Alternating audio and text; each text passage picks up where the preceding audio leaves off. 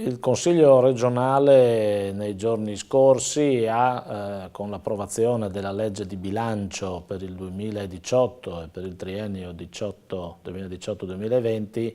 ha sostanzialmente concluso quello che è il suo operato in questa legislatura. Lo ha concluso dal punto di vista del principale documento di programmazione finanziaria, che in sé appunto imposta le scelte per il 2018, ma soprattutto credo risponde con i propri contenuti approvati dal Consiglio regionale, risponde alle esigenze diffuse di questa regione. È la conclusione di 5 anni di lavoro, dicevo, ma è soprattutto in questo ultimo bilancio la risposta concreta a tutta una serie di esigenze, di necessità che questa regione, la comunità regionale ha e soprattutto intende avere nella logica, nella dinamica dello sviluppo e della crescita nel prossimo futuro. Importanti risorse sono state stanziate per quanto attiene il tema della salute, della sanità, sono stati assicurati i servizi, sono state assicurate anche quelle che sono le ipotesi di sviluppo a livello locale dei servizi socioassistenziali. Sono stati assicurati i fondi per il funzionamento delle istituzioni locali, penso solo a 100 milioni per quanto riguarda i progetti, i programmi di sviluppo delle unità, delle unioni territoriali costituite, le risorse legate alle opere e alle infrastrutture a servizio delle comunità. È un lavoro che però in qualche modo lascia ancora aperto uno spazio che si è venuto tra l'altro a concretizzare nel dibattito proprio durante l'approvazione del bilancio, che è quello legato al nuovo accordo finanziario fra la Regione Autonoma Friuli Venezia Giulia e lo Stato, e che vedrà una coda, se vogliamo, comunque una necessità di intervento, di dibattito e di intervento in Consiglio proprio negli ultimi periodi di attività del Consiglio stesso, in quanto la finanziaria, la legge di bilancio dello Stato apre una finestra di confronto con la Regione Autonoma Friuli Venezia Giulia proprio nella logica della definizione puntuale dell'accordo sulle relazioni finanziarie. Questo è stato un lavoro, il compimento di un lavoro importante di questi 5 anni, laddove credo che al di là di quello che è la logica del dibattito politico, del confronto fra forze politiche che appartengono anche ad aree e a schieramenti diversi, fra quella che è la maggioranza e quella che è l'opposizione, fra soprattutto quello che è il governo di questa regione e l'organo assembleare, il consiglio di questa regione, al di là, dicevo, di questo confronto che spesso ha assunto toni vivaci, seppur sempre rispettosi dei ruoli e del funzionamento delle istituzioni, e questo è diciamo, riscontro positivo che devo appunto evidenziare come Presidente del Consiglio regionale, questo comportamento sempre corretto e sempre leale dal punto di vista del funzionamento delle istituzioni, seppur appunto vivace, seppur vivo, seppur alcuni momenti anche teso fra maggioranza e opposizione, ma attraverso questo lavoro serio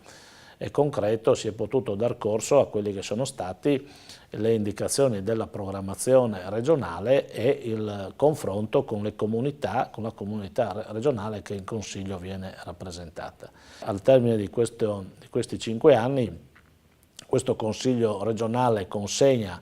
un esito di un lavoro, ritengo, importante nei numeri e anche nella qualità del prodotto. Certamente oggi gran parte dell'iniziativa legislativa è attuata dall'esecutivo regionale perché di fatto è il motore della programmazione e dell'attività della regione, però vorrei citare alcune leggi importanti che il Consiglio regionale su propria iniziativa ha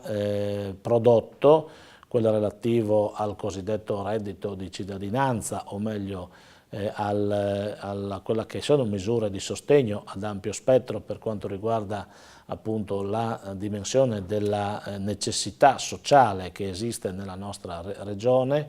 le leggi sull'invecchiamento attivo, una legge importante che traccia anche una via, una strada verso una serie di politiche a cui il Consiglio deve prestare attenzione, sono quelle legate al cambiamento demografico, all'invecchiamento progressivo della nostra società, alla necessità di guardare un traguardo che non è l'immediato ma che è nella prospettiva di una necessità di coordinamento di politiche settoriali e anche di modi di interpretare quelle che sono appunto la visione di una società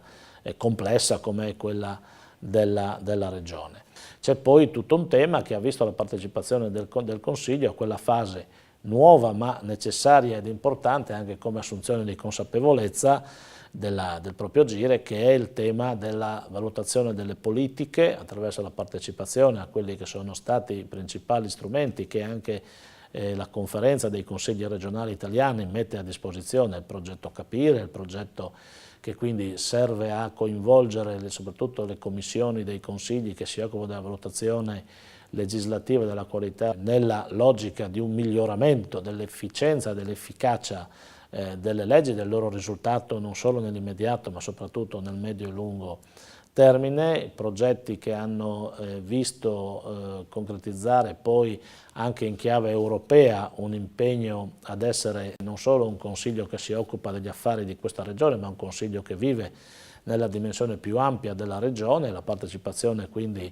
a quel processo europeo che ci deve vedere coinvolti e ha visto coinvolto questa regione attraverso le proprie commissioni e nella sessione europea del Consiglio nella logica della partecipazione e dell'opportunità di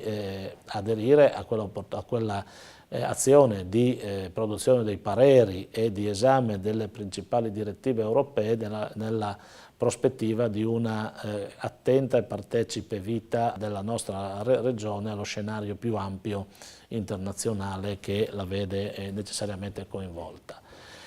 Dicevo poi una attenta azione anche per quanto riguarda prospettive future che vedono quindi anche e soprattutto nella logica internazionale il tema dei migranti piuttosto che il tema della sicurezza che è stata dibattuta in Commissione ma che è stata anche affrontata dal Consiglio partecipando ad iniziative, in questo caso di organismi europei come il Comitato delle Regioni, mi riferisco soprattutto alla partecipazione all'iniziativa di Nicosia che vede un coinvolgimento diretto delle comunità locali libiche con comunità locali e realtà locali, nel nostro caso della regione Friuli Venezia Giulia, proprio su settori specifici della promozione dello sviluppo locale e la pesca in particolare. Ma anche una volontà di crescere nei termini delle competenze del Consiglio proprio in questa dimensione più propria che non è quella dell'intervento particolare ma che è quella della programmazione generale e quindi anche, vorrei citare anche alcuni esempi positivi perché abbiamo avuto come Consiglio dei riconoscimenti su questo a livello europeo come regione di riferimento, ad esempio dell'iniziativa che vede le istituzioni scientifiche europee avviare un percorso di incontro tra scienza e assemblee parlamentari, l'assemblea europea, le assemblee nazionali e anche le assemblee locali. Noi in questo caso siamo una delle regioni pilota di questo progetto proprio per ciò che attiene il valore scientifico delle istituzioni presenti in questa regione in raccordo con le organizzazioni europee collegate alle iniziative proprie del Consiglio regionale. Il tema dell'invecchiamento attivo è il tema sul quale noi ci confronteremo e acquisiremo competenze scientifiche da associare alle scelte e alle decisioni politiche che il Consiglio poi vorrà adottare. E poi la parte più ampia legata ovviamente a quella che è una presenza locale del Consiglio regionale, una apertura del Consiglio regionale alla comunità locale attraverso dei momenti di vita partecipata, tutta la presenza che noi abbiamo voluto segnare nei temi principali che sono stati portati in questi anni. Uno per tutti, direi centrale, è il ricordo del quarantennale del terremoto del Friuli, con una serie di iniziative culminate con la visita del Presidente della Repubblica Sergio Mattarella il 6 maggio del 2016 proprio nella nostra regione, nelle zone terremotate, e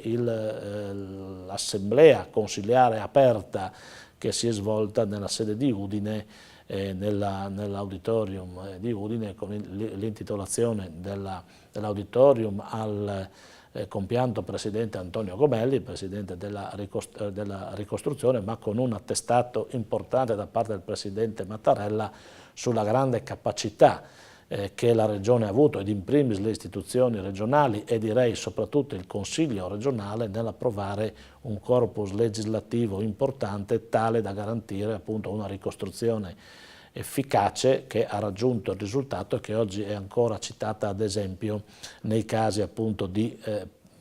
ricostruzione dopo eventi drammatici come quello che è stato il terremoto del Friuli. Sui temi delle minoranze abbiamo svolto la conferenza sull'attuazione delle leggi e sulla non solo tutela ma anche valorizzazione appunto delle minoranze slovena e friulana in questa regione, attraendone ovviamente una valutazione ma soprattutto elaborando una serie di indirizzi per il Consiglio e il Governo di questa regione nei prossimi anni, tale da rendere sempre più attiva la vita e la presenza e il significato della presenza delle minoranze che sono parte integrante e direi forse anche qualificante della specialità di questa regione. Da ultimo, ma non sicuramente l'ultimo per grado di importanza, l'attività che il Consiglio ha svolto attraverso i propri organi costituiti all'interno appunto dell'Assemblea, gli organi di garanzia, proprio come dicono il termine, a garanzia, a tutela dei cittadini.